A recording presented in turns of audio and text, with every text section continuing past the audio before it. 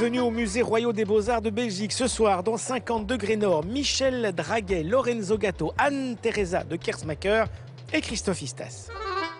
Un jour, je me prépare.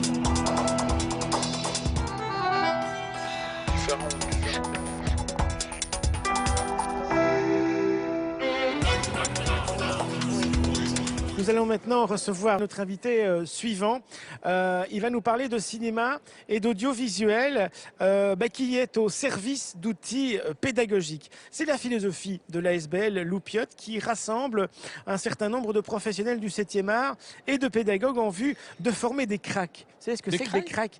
Des cracks, ce sont des citoyens. Des cyclistes Non, des citoyens responsables, actifs, critiques et solidaires. C'est ça des cracks. Voilà. Et on en reçoit 2 sur le plateau. Bonsoir Bruno. Bonsoir Christophe. Alors, leur dernière initiative à Loupiot, c'est l'édition d'une plaquette et d'un DVD en vue de sensibiliser les jeunes utilisateurs d'Internet au danger du cyberharcèlement. Alors pour nous en parler, voici Christophe Istas. Bonsoir. Vous êtes réalisateur, producteur.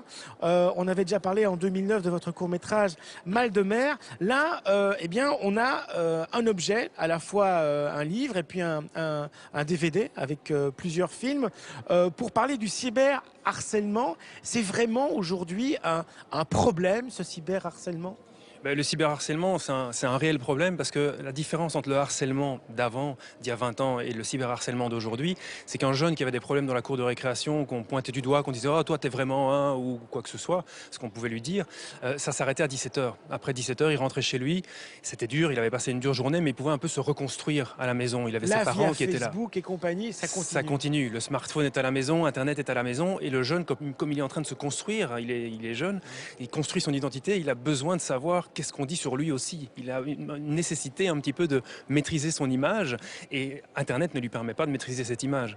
Alors soit il essaye de trop la maîtriser et il fait des fois trop de posts, il met trop d'images sur Internet lui-même et ça permet après à d'autres, quand il y a une surexposition de l'identité de un, de pouvoir venir dire « Ouais, t'as vu comme ta photo, elle est vraiment nulle » et donc on est dans une spirale qui continue et qui recommence. Alors, le film qui est présenté dans ce DVD raconte l'histoire d'un gars dont la rumeur va dire qu'il est homosexuel alors qu'il ne l'est pas du tout, simplement parce que ses 2 parents sont 2 papas et que la rumeur court que les enfants d'homosexuels, de parents homosexuels, le deviennent aussi. Voici un extrait de ce film, quelques images.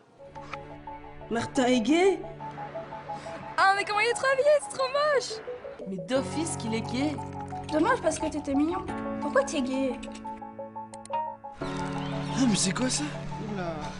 C'est pas drôle, arrête de rigoler. C'est contagieux, reste chez toi Martin. Putain, il me dégoûte Martin.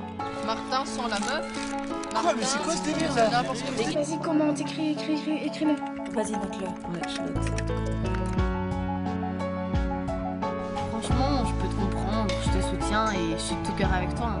Bah non, je rigole, PD, lol. Martin, pourquoi t'étais pas à l'école ce matin? Gros, moi j'ai envie d'aller à l'école.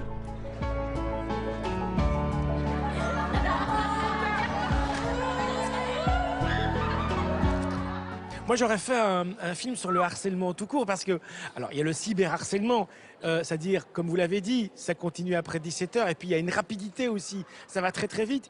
Mais moi, j'ai trouvé dans ce film les protagonistes d'une méchanceté terrible. Alors, évidemment, il faut que ça marque les esprits, mais on se dit finalement que Internet, c'est un outil, mais que la rumeur, elle continue quand même, elle continuera toujours. Est-ce que ce serait pas mieux de changer l'être humain que... Changer l'être humain, c'est complexe. Je crois que c'est compliqué. Non, mais je veux dire, il peut y avoir des outils pédagogiques aussi pour dire aux gens que la rumeur, c'est pas bien. Oui, la rumeur, c'est pas bien. Et c'est un peu le but aussi par Internet ou par, le but de cet outil, c'est aussi de parler de ça. C'est de dire que, avant tout, il faut pas non plus dire Internet, c'est un problème. Il faut pas diaboliser Internet. C'est pas un problème. C'est un merveilleux outil qui permet vraiment de très belles choses et de très beaux développements. Mais le problème, c'est comment l'humain l'utilise et comment, à un moment donné, les jeunes ou les moins jeunes, il y a aussi des moins jeunes qui font du cyberharcèlement, les jeunes, parce qu'ils sont avec leurs hormones en ébullition et qui sont en construction de leur identité, ont besoin peut-être des fois de s'appuyer sur un autre pour monter, pour se rehausser lui-même. Et ça, c'est un problème. Alors, il y a aussi le phénomène de spectateur. Donc ça, c'est comment est-ce que d'autres jeunes, quand ils voient qu'on a écrit une mauvaise phrase sur Internet, vont aller liker. Et donc quand ils likent, c'est comme si la mauvaise phrase qu'on avait dit sur vous, il y avait 40 autres qui sont en train de dire « oui, il a raison ». Il y a l'anonymat aussi, je veux dire, ça ne coûte rien de cliquer devant son écran, alors que quand on est devant la personne, c'est plus compliqué. C'est plus compliqué. C'est vrai que de se mettre à 40 dans une cour de récréation à dire « oui, toi, t'es vraiment » et 40 personnes qui le font en même temps, les enseignants ne le laisseraient pas faire. Qu'est-ce que vous avez comme outil, par exemple, que vous donnez aux jeunes pour contrebalancer ce phénomène-là? Est-ce qu'il y a des méthodes? Des méthodes, c'est compliqué. C'est-à-dire que c'est nouveau. Dans Internet, c'est un jeune adolescent. Il est en train de sortir de l'adolescence, Internet. Mais donc, des méthodes, il n'y en a pas vraiment, si ce n'est de ramener le dialogue, de ramener l'échange, de les sensibiliser au fait qu'on est tous des citoyens, on est tous des personnes qui ont droit à la parole, qui ont droit à se développer, qui ont droit à être eux-mêmes. Et alors, il y a la liberté d'expression. Mais la liberté d'expression, elle a une limite à partir du moment où on commence à descendre l'autre, à le détruire. Voilà, donc c'est un outil pédagogique.